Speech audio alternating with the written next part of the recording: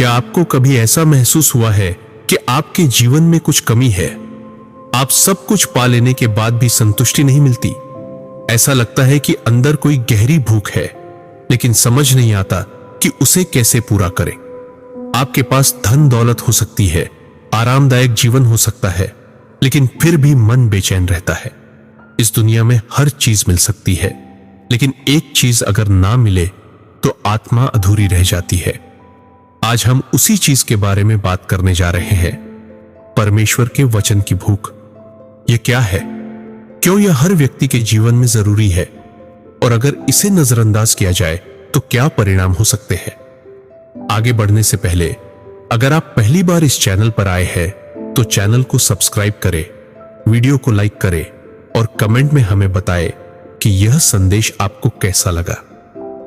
अब हम इस गहरे विषय में प्रवेश करते हैं। क्या आपकी आत्मा भूखी है? परमेश्वर के वचन की भूख।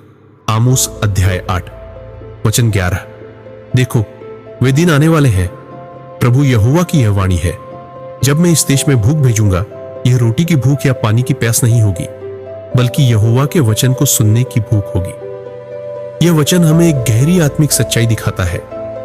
मनुष्य के जीवन में शारीरिक भूख और प्यास तो होती ही है, लेकिन उससे भी अधिक महत्वपूर्ण आत्मिक भूख होती है। परमेश्वर के वचन के बिना मनुष्य की आत्मा अधूरी और असंतुष्ट रहती है। जब कोई व्यक्ति परमेश्वर से दूर हो जाता है तो उसकी आत्मा भूखी और प्यासी हो जाती है। एक, परमेश्वर का वचन जीवन का आधार है। यशायाह अध्याय 45 वचन 23 में लिखा है, मनुष्य केवल रोटी से ही नहीं जीता, परंतु हर एक वचन से जो परमेश्वर के मुख से निकलता है।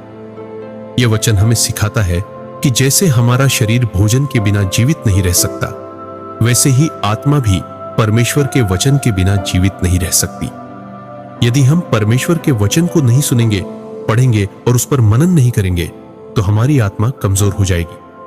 2, आत्मिक भूख क्यों आती है?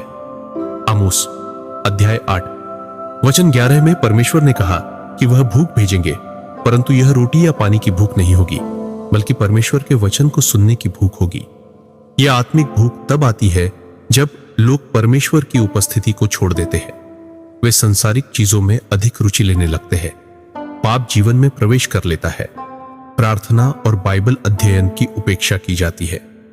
जब कोई व्यक्ति परमेश्वर के वचन से दूर हो जाता है तो उसकी आत्मा सूखने लगती है और वह शांति व संतोष को खो देता है।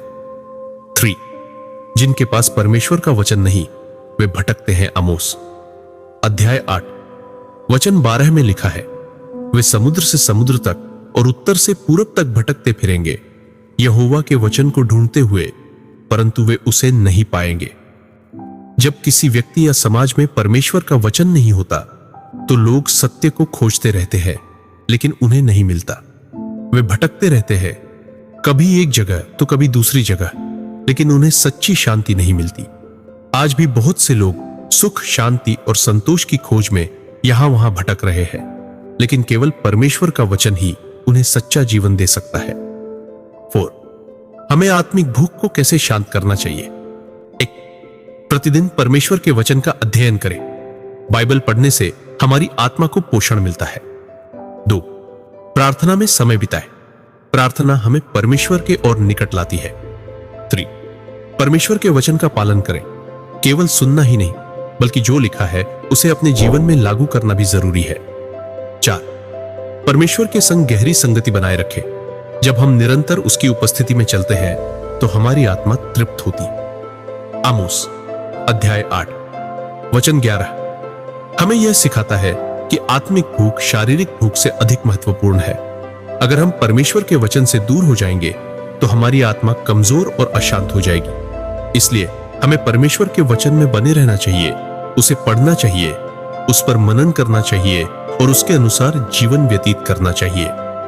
परमेश्वर हमें अपने वचन की भूख और प्यास बनाए रखे ताकि हम उसमें तृप्त हो सके।